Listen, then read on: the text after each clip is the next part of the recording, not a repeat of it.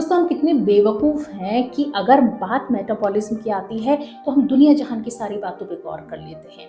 हम बड़ा गौर करते हैं इस बात पे कि भोजन किस क्वांटिटी में लेना है। हम ध्यान रखते हैं कि भोजन किस तरह का लेना है, उसकी बायो अवेलेबिलिटी, उसमें एपेटाइज़र क्या लेना है, वगैरह वगैरह।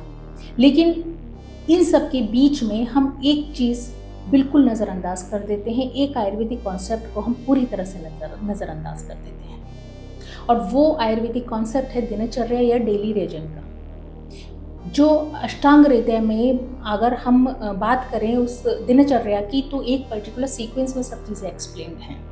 तो उसी सीक्वेंस में अगर मैं भोजन की बात करूं तो भोजन हमेशा आता है स्नान यानी बेदिंग के बाद में।